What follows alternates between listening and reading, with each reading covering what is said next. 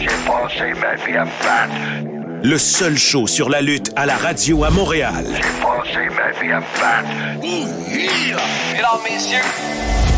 J'ai passé ma vie à me battre. Ouh, yeah! Mesdames, messieurs. Mesdames, messieurs. J'ai passé ma vie à me battre. Un peu partout dans le monde. Woo! Soyez-y, mesdames, messieurs. Mesdames, messieurs. Mesdames, messieurs. 60 minutes de lutte. J'ai passé ma vie à me battre. Ouh, yeah!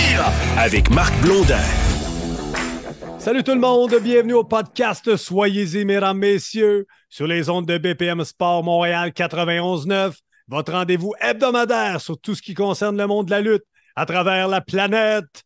Mon nom est Handsome GF, en compagnie, bien évidemment, de Mr. Fun International, Top of the World, The Original, Vintage depuis 1958. Self-proclaimed legend qui n'est pas en vacances. Comment ça va de bronzer? Hey, pas pire, le tan, le bronzage est très bon, on a eu du beau temps, beaucoup de plaisir. T'as pas mis de casquette, hein? Ton front, il est rouge. Ouais, je sais. Pour ceux qui voient ça sur YouTube, là, j'ai quelques rougeurs. Ça devrait tourner au brun, mais en ce moment, j'ai plus de rougeur que de brun. Bon, que veux-tu? Ouais. C'est ça, de la peau de cochon.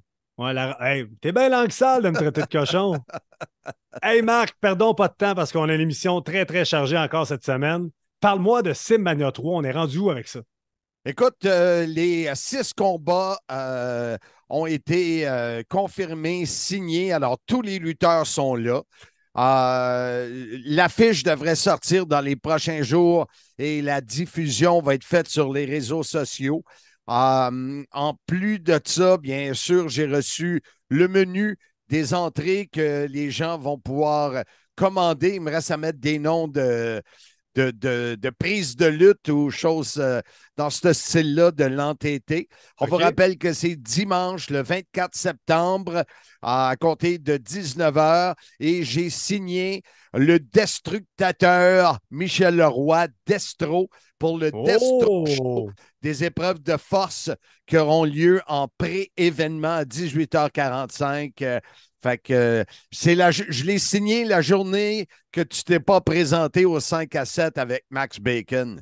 Eh, boy! C'est comme Marc, ça. Ben oui. Hey, si je te chante la chanson suivante. Et si je pleure dans la pluie, tu n'y verras que du feu. T'as pensé à qui? Ma femme qui chante ça à journée longue. Hey, on la salue, Jazz, c'est sûrement à l'écoute. Mais non, Mario Pelcha et SimMania 4. Je ne sais pas si j'en ai parlé sur le podcast Handsome, mais avec mes amis Stephen Finn et Nathalie, son ex-épouse, qui ont perdu un fils par le sarcome, qui est un cancer. Et c'est la même chose pour la sœur de Mario Pelcha. Et moi, j'ai été visiter le vignoble et je leur ai proposé de faire un événement SimMania qui serait possiblement au printemps prochain, mais corporatif, que des tables VIP. Alors, on est là-dessus, on travaille là-dessus très fort. J'ai également parlé avec les gens du hockey mineur d'une grosse section de Montréal, également pour le printemps prochain. Fait que ça bouge beaucoup dans le monde de SimMania et j'ai très hâte à SimMania 3 pour replonger. Mais là, je te dirais qu'avec l'arrivée du mois d'août, là, on clenche. Oui, puis écoute, tu me parles de travailler très fort. Est-ce que tu as travaillé un peu pour Bound for Glory qui aura lieu en octobre prochain d'Impact Wrestling? Bien sûr, bien sûr. J'ai parlé avec quelques commanditaires. J'ai fait un Zoom où on devrait avoir des nouvelles demain, lundi justement, pour un bon commanditaire pour nous envoyer à Chicago, la ville des vents. Le 21 octobre prochain pour Bound for Glory. Et j'ai également parlé avec mon chum PCO qui reprenait les activités. Ça lui a fait du bien, une petite pause. Il m'a même donné une commission d'y aller chercher des patins à Saint-Eustache. Il patine. Il veut faire partie de la classique KR l'année prochaine. Ah oui, il veut remplacer un SMGF comme lutteur en service. Oui, et moi, tu m'en as pas parlé, mais j'ai fait une saprée bonne job. Mon équipe a perdu. L'équipe Duclair, j'étais le coach. Quand j'ai dit à Duclair, t'es mieux de backer, sinon je te bench. Il a vu que M. Fun International, il y avait de la pogne. Ouais, le Michel Bergeron des pauvres, Marc Blondin. Hey, Marc, on a parlé de vacances. Bam, bam, bam, voilà tout. C'est le temps des vacances. Hey, mettons la table. Toi, là, va dire une affaire. C'est sûr qu'au Mexique, tu es allé à toutes les soirées karaoké. J'ai même écouté notre show de Slammiversary. Hey, on chante, pas hein? de chanter. Hey, Seigneur, c'est quoi? Tu veux te découvrir? Tu vas avoir une nouvelle job? Non, j'ai pas le talent pour être chanteur, mais Bon, je suis content que tu le dises. je voulais mettre la table. The table is button. Pour mon avis, Mathieu Lavigne-Lave, que tu as en entrevue, qui va nous parler des lutteurs qui avaient des personnages de job de la vraie vie. Donc, qui sera en vacances présentement? Exactement, exactement. Donc, j'ai très hâte d'entendre ça. On y va tout de suite avec l'entrevue que tu as réalisée avec mon ami Mathieu Lavigne.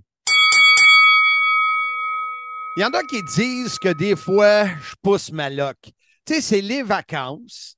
Et moi, je communique avec Mathieu Lavigne, Lave, pour lui dire, écoute, je sais que c'est les vacances. En plus, c'est les vacances de la construction.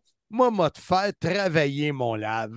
Et j'ai dit, ça serait le fun de savoir, vu, encore une fois, les vacances de la construction, y a-tu eu beaucoup de personnages dans le monde de la lutte professionnelle qui ont représenté des jobs, des gars qui seraient peut-être en vacances au Québec présentement?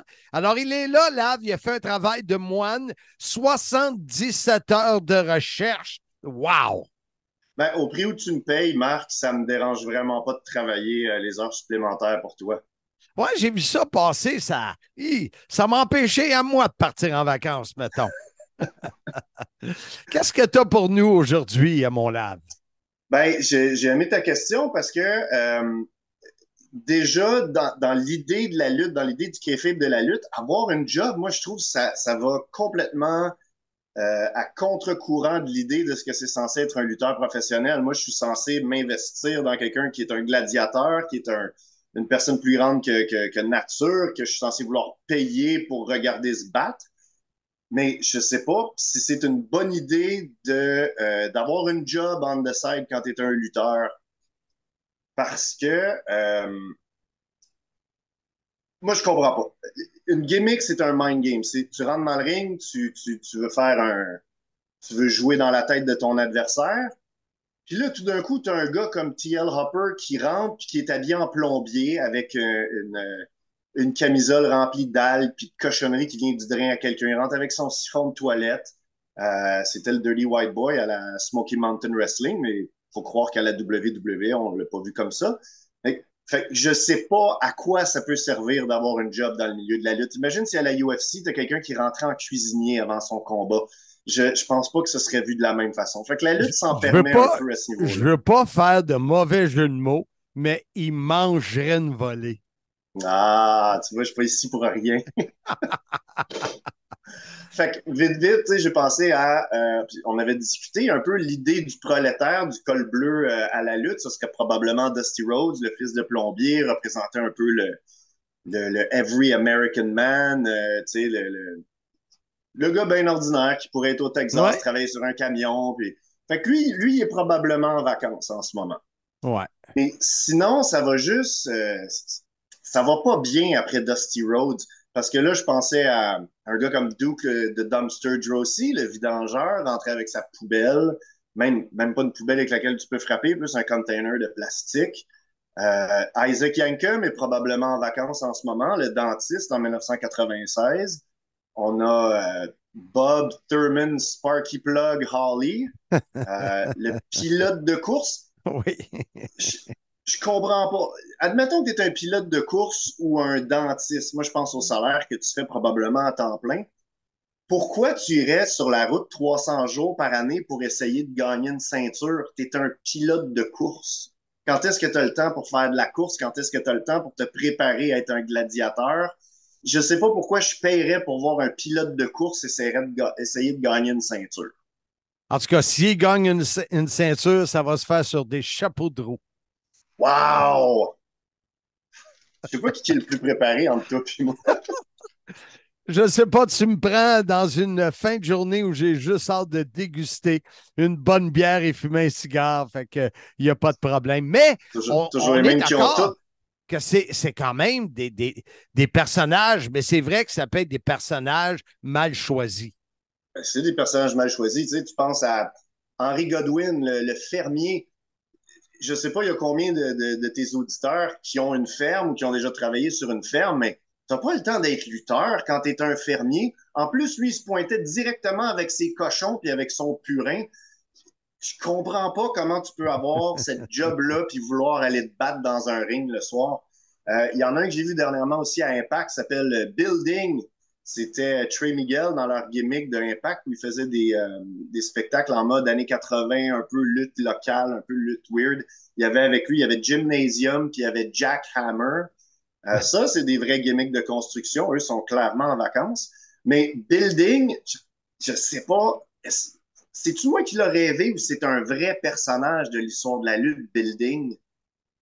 Écoute, il y en a un que je me souviens dans le temps de la WCW, c'était pas Building, mais il me semble son nom, c'était The Wall. The Wall, oui, ben oui, la gimmick de The Wall, je pense que c'était mettre le monde à travers des tables. Je m'en souviens pas de ça, par exemple. Ouais, c'est un gars que j'ai vu souvent à Thunder. Il passait toujours le monde à travers des tables. Il avait zéro personnalité. Sinon, autre gimmick, je sais toujours pas si Building est une hallucination. Mais sinon, on a Matt Striker, le professeur, qui est en vacances en ce moment. Il y a IRS, le gars des taxes. Lui, il était détesté. C'est peut-être, à part, t'as nommé Dusty Rhodes, là, mais à part Dusty, IRS, c'est possiblement un des plus connus, hein? Non? Ouais, oui, ben, en termes de job, oui. Puis, c'est tellement précis comme gimmick, celle de IRS, que je me demande si c'est pas tiré de la vraie vie. Parce que Vince McMahon avait cette habitude-là de faire des personnages de vilains avec un peu les choses qui l'emmerdaient ou qui le faisaient chier dans la vie. Excuse-moi si je ne pouvais pas dire ça à la radio. C'est un peu comme Smash, qui est devenu le Repo Man, un voleur. À partir du moment où il est devenu syndicaliste dans la vraie vie, on lui a affublé une gimmick de voleur. Fait que je sais pas à quel point IRS peut pas être comme une vengeance du fait qu'il était tanné de se faire poursuivre par des gars... des gars des taxes de l'IRS aux États-Unis. Sinon, vite, le Bossman, qui est un gardien de prison. Oui, Big Bossman. Ben oui. Simon Dean, le coach de vie au milieu des années 2000, qui rentrait avec son programme, le Simon System, pour te remettre en forme, te remettre sur le droit chemin.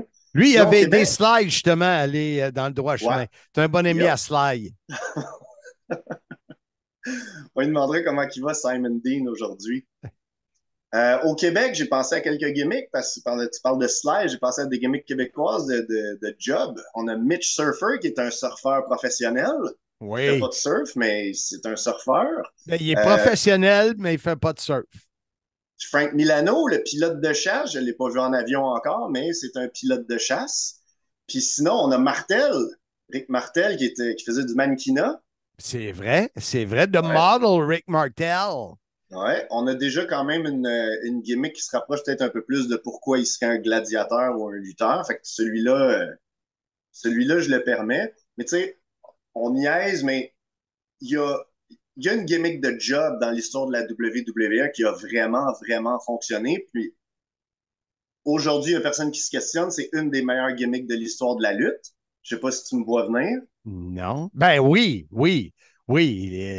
Undertaker. Ben oui. Oui, l'entrepreneur de pompes funèbres avec des pouvoirs magiques qui tournait ses promos dans des salons funéraires, dans des cimetières, dans son atelier où il fabriquait des cercueils. T'en veux une gimmick de job qui a fonctionné? Ben, l'Undertaker, c'est la preuve que tu peux avoir une gimmick de job à la WWF ou à la WWE. Mais c'est quand même pas évident. Tu sais, t'en as nommé une, oui, wow, puis t'en as nommé une quinzaine que...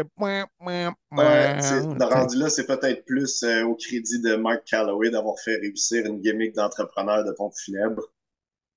Écoute, Mathieu, un gros merci. C'était le fun d'entendre ça, puis de faire un clin d'œil à tous ceux et celles qui sont en vacances présentement au Québec. On te remercie. J'espère que toi aussi, tu vas prendre des vacances bientôt, j'espère. Ben, si c'était le dernier dossier de recherche vraiment épuisant que tu avais pour moi, je vais peut-être prendre quelques jours. Repose-toi. Merci beaucoup, Lave. Merci, Marc. À la prochaine. On est de retour au podcast Soyez-y, mesdames, messieurs. On est toujours dans la thématique vacances et on va aller sur le côté des croisières. Marc, tu as fait des croisières, toi, dans ta vie? Quelques-unes, un total de 24. Wow, jet set! Et toutes les croisières que j'ai faites étaient sur un bateau. Wow, incroyable! Les auditeurs doivent tomber en bas de leur chaise en entendant ça. C'est sûr, c'est sûr. C'est mon chum Red Goyer qui me disait toujours ça. T'en vas en croisière, tu vas sur un bateau? Fait que là, je viens de le mettre over. Mais on le salue, Red Goyer, il est sûrement à l'écoute. J'espère que ça serait un commanditaire, ça. Oh, ça serait bon, ça. Hey, on vient de le plugger à la radio. J'espère, Red Goyer, que tu es à l'écoute. On appelle ça les portes de garage Garaga, les industries André à Vaudreuil-Dorion. T'en veux-tu une plug? En veux une. Lave-la. Hey, puis donc, dans le prochain bloc, 2 chroniqueurs, Jean-François Kelly, qui va nous parler des croisières de Jericho qui sont mixées croisière et lutte. Ben oui, tu sais, moi j'en ai fait 24, mais j'ai jamais eu la chance de vivre ça. Et lui, il l'a vécu, je pense qu'il a fait la première, il l'a fait avec Pat Patterson. Ouais. Alors, il a vécu ça et il nous donne plein de détails que je ne savais pas. Alors, j'ai tombé vraiment sur un sujet avec lui là, qu'il connaît fort bien. Donc, rapidement, tu as Mike Bailey qui va y participer à la croisière de Jericho. Et j'ai vu tout récemment que Jacques Rougeau aussi de Monty va être là pour la croisière de Jericho. Donc, très hâte d'entendre l'entrevue que tu as réalisée avec Jean-François Kelly, la légende vivante. Mais avant ça, tu as parlé avec Drenuk. Oui, l'homme qui a un alphabet de 44 lettres, dont une vingtaine de R. Ouais, et de quoi il nous parle de Drenuk cette semaine? Ben, de tout ce qui se passe, il y a plusieurs spectacles de lutte les 5 et 6 août prochains.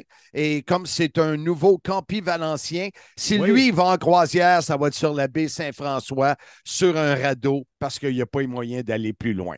Hey, que t'es langue sale. Donc, sans plus tarder, on débute le bloc chroniqueur avec Drenuk.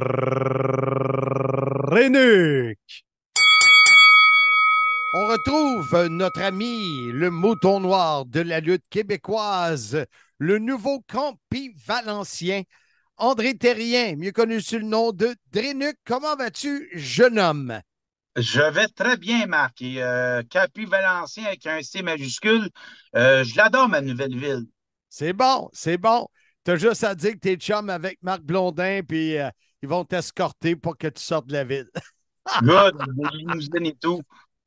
Mon ami André, il y a beaucoup d'événements qui s'en viennent le week-end prochain, le 5 août. On a les gens de Granby qui pourront voir en action l'Alliance de lutte canadienne. Oui, plus précisément au camping Bonjour. Donc, Bonjour. c'est un rendez-vous annuel au camping Bonjour. Bonjour. Que la AAC présente un événement qui va être dans les alentours de 19h. Qui va avoir sur place, mais celui qui dérange tout le monde, la franchise Brad Alexis, Beast King ou FTM va être sur place. Donc, quand même, oui. Puis, il y a les frères Stark qui vont être sur place également et Mr. Toronto himself, MTH. Donc, parce que, André, souvent, quand on mentionne le mot camping, dans la tête des gens et souvent dans la mienne, c'est pas les meilleurs qui sont là. Mais là, avec ce que tu viens de me nommer pour Granby, je dois me tromper souvent. Je vais dire que tu te trompes souvent, Marc. On va dire que peut-être là, 10-15 ans, c'était pas les meilleurs. Mais là, depuis que tout le monde est rémunéré, tout le monde veut sa part de gâteau. Donc, non, les spectacles dans les campings, même moi, je me déplace, sont très bien relevés, puis le talent il est là. Parlant de toi, quand tu te déplaces à la microbrasserie Barabas, qui, semble-t-il, a une surette complètement débile. C'est la meilleure sure aux framboises, Marc. Je l'ai même, en bon français, plugué dans mes veines. Mais oui, la Beauharnois Championship Wrestling ira à la brasserie Barabas le samedi 5 août de 15 à 17 heures, où on présentera 4 combats, dont le championnat national qui est détenu par Jason Petitclerc tout récemment, et aussi notre champion, le dernier guerrier, Jason Gray, va être sur place. Bon. Il y a la IWS Hardcore Heat au Bain Mathieu. Oui, ce samedi, 5 août comme les autres. Aubin Mathieu AWS présente Hardcore Heat. Jusqu'ici, ça va être une carte qui va être relevée, comme déjà dit, mais le combat d'envergure jusqu'ici, c'est Matt Viviani, l'aspirant numéro 1 au championnat canadien, détenu par Green Phantom. André, IWS, il n'a pas fait de quoi la semaine passée ou il y a 2 semaines? Oui, hein, puis ça roule. Il était déjà à l'Olympia pour présenter l'événement Scarred for Life en compagnie avec la GCW des Oui, puis il n'y États-Unis. a pas eu énormément de monde, moins de 400 personnes. Est-ce que c'est bon quand même? C'était très bon parce que avec tous les festivals Marc, qu'il y a à faire à Montréal, il y a même c'est Gabe Sapolsky le lendemain dans le séminaire qui disait que lui il se promenait avant l'événement. Puis il comprend si le monde choisisse autre chose que de la lutte s'enfermer, là, ce qui fait comme 35 degrés à l'extérieur. Mais Ouais. le plaisir, il était au rendez-vous. Et nous, de notre côté, comme on ne pouvait pas se déplacer, mais IWS est maintenant rendu sur Fight Plus. Donc, c'est un événement qu'on peut regarder à la carte. Oui, je pense que c'est ça que tu avais choisi, toi, avec des amis. Oui, une bonne dizaine avec viande et piscine. Oh, il ne faut pas amener la viande dans la piscine, par exemple. Non, non, non. Non, non, il ne faut pas faire ça. André, la NSPW, elle, s'en va encore plus vers l'est. Elle s'en va à Rimouski, la ville de mon Oui. ami Éric Plourde. Et du lutteur natif du coin, Tom Leblond. C'est plus précisément à l'Expo agricole de Rimouski, où dans l'après-midi, la NSPW présentera leur événement, dont le championnat NSPW détenu par Kevin Blanchard affrontera le gars du coin, Tom Leblond. Ah oui, il faut toujours taille locale, ça c'est certain, hein?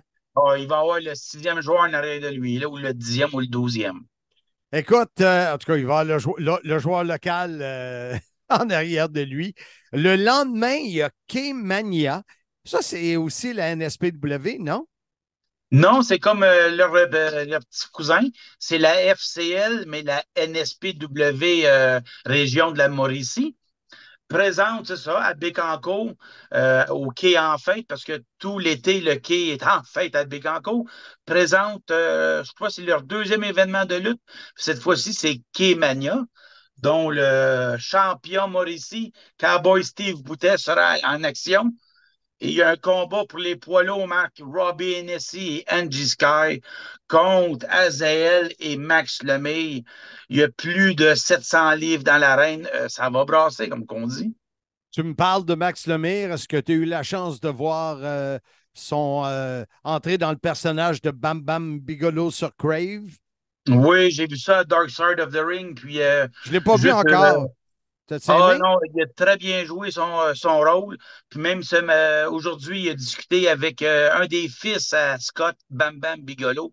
Et même son fils le louangé pour dire Wow. de copier mon père à la lettre. Là. Bon. Écoute, c'est ça, c'est les événements d'été. S'il fait trop beau, les gens ne veulent pas rentrer à l'intérieur. S'il pleut, ben souvent, c'est reporté ou annulé. L'été, c'est risqué pour des promoteurs, n'est-ce pas? Très risqué. On regarde toujours des fois la température 5 jours en avance. On va dire que c'est les risques du métier parce que tout coûte de l'argent. Un chapiteau, ça coûte vraiment des sous. Donc, Ouais. lorsque la température est quand même au rendez-vous, le plaisir l'est aussi, Marc. Si tu vas dans un festival où il y a déjà un chapiteau qui est loué pour tout le festival et que tu peux installer le ring en dessous, comme ça nous est déjà arrivé à Valleyfield il y a quelques années avec la TOW, dans le cas d'un festival country qu'il y avait eu à Valleyfield, bien là, il n'y a pas de frais supplémentaires puis ton événement a lieu. Mais s'ils sont obligés de louer un gros chapiteau pour le show de lutte, ça risque de ne pas marcher. C'est pas évident. Non, exactement. Puis parlant de chapiteau, mais il y en avait un à Saint-André-Avelin le 23 juillet dernier. Puis encore là, c'est un gala réussi. Puis il faisait chaud par contre dans la tente. Oui, c'est ça. Ben, si à un moment donné, tu n'as pas la dose parfaite, à moins que tu sois de Cibmania 3 le 24 septembre prochain à la microbrasserie L'Entêté. Les billets sont en vente au pointdevente.com. Alors, j'ai fait ma plug. André, merci beaucoup. Je te souhaite une bonne semaine de lutte indie au Québec et on se reparle la semaine prochaine, mon ami. Comme dirait l'autre, si Dieu le veut.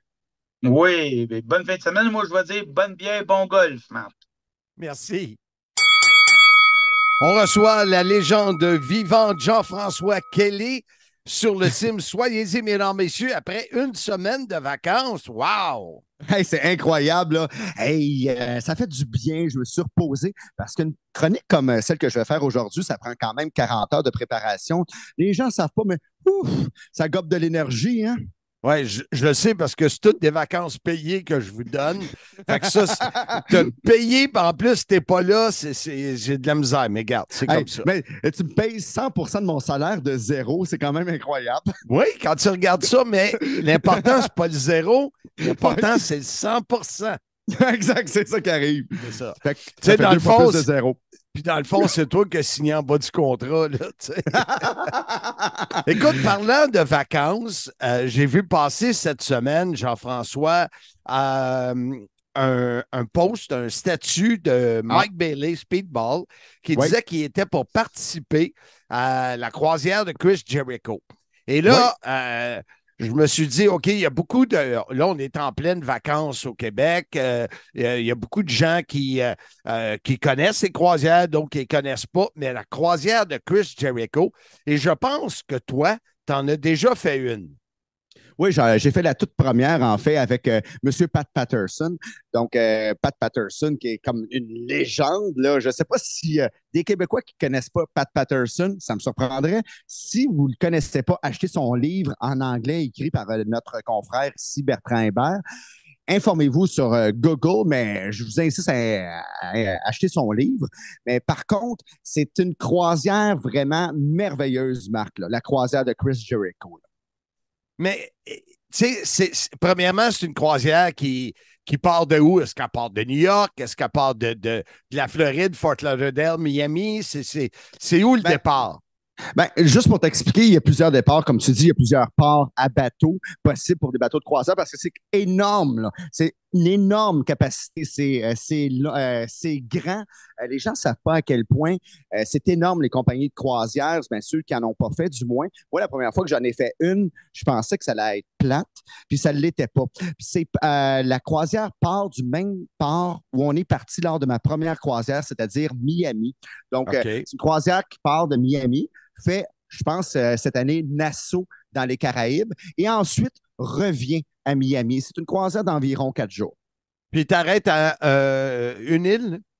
Oui, une île. Puis le reste, c'est des parties lutte sur la mer. Parce que quand on fait une croisière, ceux qui sont habitués dans les croisières, vous savez qu'il y a des fois des journées qu'on fait uniquement voyager sans être accosté.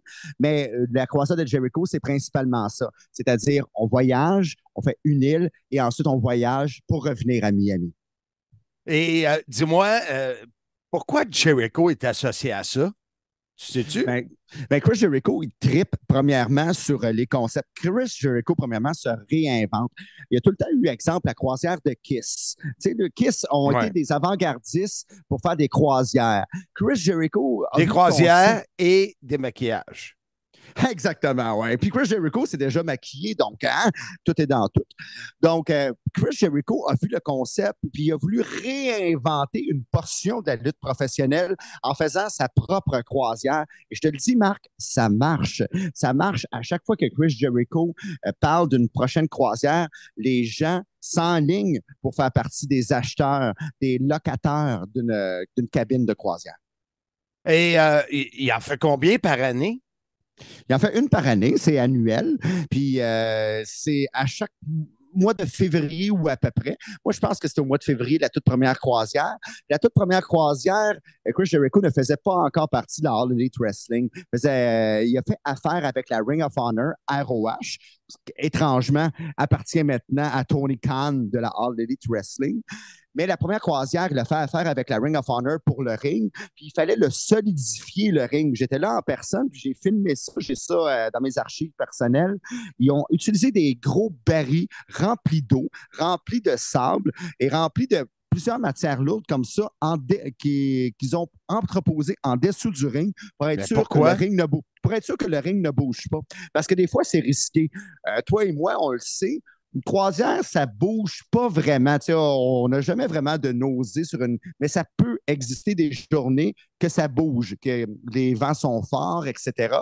Mais il fallait solidifier le ring pour être sûr que durant un combat, que le ring ne bouge pas, que ce soit sécuritaire pour les spectateurs également.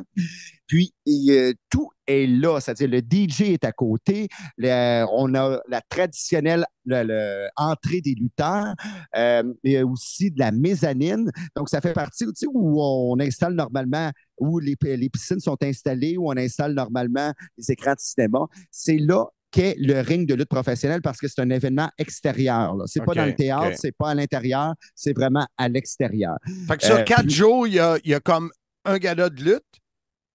Ah, il y en a plusieurs à chaque journée, Marc. Là. À chaque soirée. Il y a combien de lutteurs qui participent à ça? Il y a beaucoup de lutteurs de la All Elite Wrestling. Dire un nombre. Que ce soit All Elite ou n'importe qui. Oui. Donc, il y en a beaucoup. Parce que ça change à chaque année, dépendamment de qui Chris Jericho fait venir. Exemple, la première année que Chris Jericho a fait affaire avec la All Elite Wrestling, Dynamite provenait de la croisière de Jericho. Puis là, pour des questions de satellite, quoi que ce soit, Tony Khan a décidé, OK, donc on ne peut plus faire ça parce que c'était préenregistré. Question de vent également, le vent, le facteur vent. Donc, il fallait s'ajuster. Donc, Tony Khan a dit non, c'est trop risqué. Donc, Mais il n'y a pas ça. Mais il n'y a pas 3-4 lutteurs, il y en a plus, là. Il y en a plusieurs. Il y en a une cinquantaine de lutteurs environ, dont celui que tu parlais, notre Québécois, la star mondiale, un des meilleurs lutteurs au monde, Mike Bailey, ainsi que nos Québécois qu'on connaît de la All Elite Wrestling 2.0, Angelo Parker et Matt Menard. Puis d'ailleurs, Matt Menard, on a habité longtemps ensemble lorsqu'il était ici à Montréal. Quand que je partais en croisière, que ce soit avec toi ou avec d'autres personnes, je me disais tout le temps, jamais je ferai de croisière, ça a l'air pour les personnes plus âgées. Puis en fin de compte, là, il a fait la dernière croisière de Chris Jericho, puis il est tombé en amour avec ce concept-là. Puis aussi parce que le fait que les fans peuvent aller les voir. Puis Matt Menard, je ne sais pas si certains Québécois à l'écoute le connaissent, il aime être entouré de fans. Il y a des lutteurs qui n'aiment pas ça, mais lui, il adore être entouré de fans. C'est le moment idéal pour un fan de voir des lutteurs au buffet, au restaurant, quoi que ce soit. Puis aussi dans des séances d'autographes officielles et dans des podcasts parce qu'il n'y a pas seulement des galas de lutte. Écoute, il nous reste à peu près 1 minute sur 100% des gens qui sont sur le bateau. Combien qu'il y en a qui sont là pour la lutte? 15-20%? Je te dirais 100%, Marc, parce que c'est pas comme une croisière que tu penses. Exemple, on reçoit des fois des promotions, une croisière country, quoi que ce soit. Ça, c'est une minime portion des gens qui sont là pour la portion country. Mais la croisière de Jericho, c'est comme un peu la croisière de Kiss l'était, c'est-à-dire c'est 100% du bateau. Et c'est pas une pub, là, j'insiste, là, aujourd'hui qu'on fait. Là. Ben, c'en est une aussi. Là. C'en est une. Oui, on en parle. Donc, c'est une pub indirecte parce que c'est pas une pub directe parce que c'est pas Chris Jericho qui l'a demandé où ça gagne. C'est parce que c'est déjà guichet fermé, c'est sold out. Là. Grâce aux gens qui étaient là auparavant, donc eux autres, ils ont une prévente. Et la première journée de la croisière de 2024, ça a été sold out en une seule journée, Marc. Wow, je suis assommé. Je pensais pas que c'était ça. Ça doit être cool. Puis je pense que tu m'as déjà dit en terminant qu'il y avait des séances d'autographes, il y avait des podcasts, il y avait toutes sortes de choses qui étaient organisées, c'est ça? Tout ce qui est relié à la lutte, tout ce qui est possible sur un bateau de croisière a lieu. Les séances d'autographes, des fois, ça peut être long, le line-up, mais rendu aux lutteurs, c'est comme dans un Comic-Con, je dirais. Là. Les lutteurs, les lutteuses prennent leur temps pour parler aux fans et pour prendre les photos. Écoute, Jean-François, c'était fort intéressant. J'espère un jour vivre ça et je te souhaite, toi, de le revivre une seconde fois. Merci de nous avoir parlé des croisières Chris Jericho. Hey, salut, là! Nous sommes de retour pour la dernière portion de ce podcast sur BPM Sport 91.9 Montréal. Marc Blondin avec Handsome JF, ou devrais-je dire Mr. Fun International, Top of the World, the original, vintage depuis 1958, Self self-proclaimed legend. Ah! Attention à ton cœur, Blondin, je suis pas sûr que tu vas survivre à ça, là.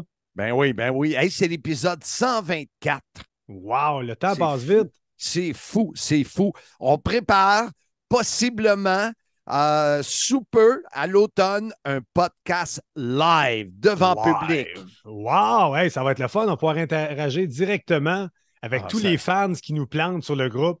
J'espère que Gaétan Julien va être là pour venir me planter sur mon veston léopard. Ouais, mais lui, il part de Québec. Pas évident. Il faudrait en faire un Québec. Et j'espère que nos deux plus fidèles auditeurs, Philippe Leclerc et Steve Charette, vont être là. Ils n'ont pas le choix de se présenter si on fait un podcast live. On les salue. Ton bon ami, Walter Chaillé également. Ben oui, écoute, on les salue tous. Ils sont sûrement à l'écoute. Ce que les gens ne savent pas, c'est que Handsome écoute la chronique de Walter Chaillé pour être motivé quand il s'entraîne. C'est quelque chose. Ouais. M'avez-vous vu le body? Ouais, on a vu les couleurs aussi. Bon, hey, pour le prochain bloc, on délaisse les vacances un peu. On voulait parler de lutte féminine parce que les codes d'écoute en ce moment sont assez incroyables pour tous les segments qui incluent les femmes. Marc, toi, quand tu as commencé dans le business, il n'y a pas beaucoup de femmes, il n'y a pas beaucoup de matchs de femmes. Comment s'est aperçu backstage ce volet-là? Écoute, d'abord, tu sais, comme les gens le savent probablement, j'ai commencé en 1986. C'était... comment je pourrais dire ça? Est-ce que je peux dire qu'un combat de lutte féminine, c'était une attraction spéciale, un buffer? Ouais. C'était pas... m'a dire les vraies affaires, là, c'est là que tu allais à la toilette ou c'est là que tu allais te chercher un hot dog. Là. C'est ceux qui étaient dans le public. Là. C'était pas ce que c'est aujourd'hui. Là. C'était pas Charlotte et Rhea, un combat incroyable. C'était pas ça du tout dans ce temps-là. Dans le backstage, ben, il faisait partie de la famille, ça c'est correct, mais il n'était pas vu comme des grandes vedettes ou des grandes athlètes comme aujourd'hui. C'est deux mondes. C'est deux mondes. Puis ça va être intéressant avec notre chroniqueur Pat Laprade, que tu as réalisé l'entrevue avec lui. Il nous parle des codes d'écoute de lutte féminine à la WWE en ce moment, comme je disais tantôt, qui sont vraiment extraordinaires. Oui, c'est comment je pourrais dire ça? Spécial.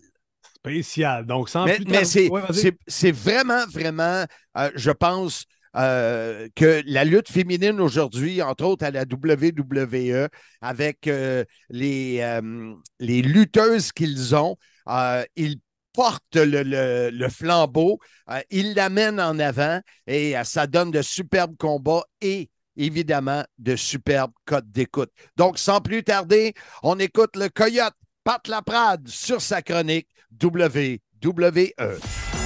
La chronique WWE de Pat Laprade, une présentation de Heroes Sports Marketing, l'agence par excellence des légendes sportives. On retrouve cette semaine sur le CIM notre ami Pat Laprade pour nous parler de WWE et à ma grande surprise, son choix de sujet, les codes d'écoute pour la lutte féminine. Encore intriguant. Exactement. La WWE, lors des quelques dernières semaines, Marc, ont scoré très, très fort dans les segments impliquant des lutteuses. Donc, il y a 4 semaines de ça, Rhea Ripley et Natalia Rhea Ripley, qui est en ce moment, pour moi, la lutteuse la plus fun à voir aller au petit écran, peu importe la compagnie. Elle a pris tellement du galon dans ce clan-là du Judgment Day. Elle en est devenue la leader. Elle s'impose au micro. Dans le ring également, on l'a vu à WrestleMania contre Charlotte Flair, un des meilleurs matchs du week-end. Et là, elle lutte contre Natalia, qui a été un sacré bon match. Là, Natalia, on oublie que c'est une vétérane qui a du métier et qui est capable encore de livrer de très bons matchs. Donc, Ripley contre Natalia, qui a aussi impliqué là, dans l'après-match Liv Morgan puis Raquel Rodriguez. Ce segment-là a été le segment le plus écouté lors du Raw de cette semaine-là, avec 1,95 million de téléspectateurs qui ont écouté ce segment-là, dont 675 000 dans la catégorie clé, là, le 18-49 ans. Je ne te demanderai pas si c'est toi qui as raison ou si c'est Kevin Raphaël là, pour le 18. Non. Le 25-50, c'était tellement drôle, ce bout-là. Oui, ben, c'est parce qu'au Canada puis aux États-Unis, le démo clé n'a pas la même catégorie d'âge. Aux États-Unis, c'est 18-49. Je crois qu'au Canada, c'est 25. 54, 25-54, quelque chose comme ça. Il faut croire que la population est plus vieille, jeune au Canada. Je ne sais pas trop. Bref, la semaine d'après, Becky Lynch avec Zoe Stark. Zoe Stark, qui est dans les histoires la protégée de Trish Stratus, a fait 1,923 millions dans qui est encore une fois avec 763 000 dans la catégorie clé. Encore une fois, le segment le plus écouté à Raw. La semaine qui a suivi, Chelsea Green avec Sonya Deville qui ont gagné, excuse-moi, les titres par équipe contre Liv Morgan et Raquel Rodriguez a fait 2 24 000. Et ça te dit quoi, ça? Ben, moi, ça me dit deux choses. Ça me dit de un, parce qu'on regarde, là, c'est 3 segments complètement différents. Le Ripley, Natalia, Becky, Zoe Stark, Chelsea Green, Sonya Deville, Liv Morgan, Raquel Rodriguez. Si ça avait toujours Raquel Gonzalez. Non, Rodriguez. C'est bizarre. OK. Fais comme Kevin, appelle-le Raquel. Raquel, exact. Et puis, si ça avait été la même fille ou la même rivalité, je t'aurais dit, OK, ben c'est la lutteuse, c'est la rivalité. Non. Là, moi, ce que ça me dit, premièrement, ça me dit qu'on positionne les segments féminins de la bonne façon du côté de WWE. Il y a oui, veut pas, la lutte féminine, il y en aura toujours, surtout dans des compagnies comme WWE et AEW, par la force du nombre, il va en avoir moins que de la lutte masculine. Il y a moins de lutteuses que de lutteurs. Donc, la majorité du temps, sauf exception, bien évidemment, on va avoir plus de segments masculins. Mais c'est important, si tu veux mettre de l'avant, si tu veux mettre de l'avant ta division féminine, de les mettre à des bons endroits, au niveau pacing, au niveau du rythme du show. Et EW, c'est une chose qu'ils font terriblement mal. Ouais. Parce que souvent, le match va être très, très mal. Il va en avoir juste un, puis on en a parlé d'ailleurs sur notre podcast, Kevin et moi, ils annoncent souvent juste un segment féminin, un match. Et en plus, souvent, il est mal positionné. Ou souvent, il coupe du temps en plus. Là. En plus. Donc, ce que ça me dit du côté de WWE, c'est qu'on s'assure de les mettre à un endroit où ça va être bien écouté, soit après un gros segment, soit avant un gros segment, mais ce que ça me dit aussi, parce que c'est bien beau, bien les positionner, mais faut-il encore que les gens demeurent devant leur écran. Donc, ce que ça me dit également, c'est qu'il y a quand même une énorme ouverture du côté du fanbase, du côté des auditeurs de la WWE pour regarder ça, et ça veut dire deux choses. Ça veut dire soit les lutteuses sont bonnes, soit les histoires qu'on présente sont bonnes. Parce que ça revient toujours à ça. Ça revient toujours au match, aux histoires. Ripley, c'est la lutteuse la plus populaire en ce moment du côté de la WWE. Je ne suis pas surpris. Becky Lynch, c'est une star, Becky Lynch, du côté de la WWE. Zoe Stark, on la book très, très bien avec Trish Stratus en ce moment. Et Chelsea Green, Sonya Deville, ça, c'est un peu plus surprenant. Mais c'est un match de championnat. L'histoire était bien montée cette semaine-là parce qu'on avait blessé, c'est encore une fois, Rhea Ripley est impliquée là-dedans. Elle avait blessé Raquel Rodriguez. Donc, Raquel Rodriguez arrive blessée. Là, tu te dis, OK, il risque de se passer quelque chose dans ce match-là. Il risque d'avoir un changement de titre. On le sentait venir à cause de l'implication de Rhea Ripley. Et ça a fonctionné, tu vois. Donc, à tous les niveaux, ce qu'on fait présentement avec la division féminine, ben, du côté de la WWE, on fait un sans faute en ce moment. C'est ce qu'on fait. Et les codes d'écoute sont là pour le prouver. Et la WWE, Pat, pourrait bien essayer d'entrer ça dans la gorge des fans. Si les fans le prenaient pas comme ils le prennent présentement, ça ne fonctionnerait pas. Donc, bravo. Non, absolument. Puis on sait, la WWE, n'est pas toujours à l'écoute des amateurs de lutte. On le voit avec LA Knight, qui, à mon avis, mériterait un meilleur push qu'il a en ce moment, vu la réaction des fans, surtout dans les arénas.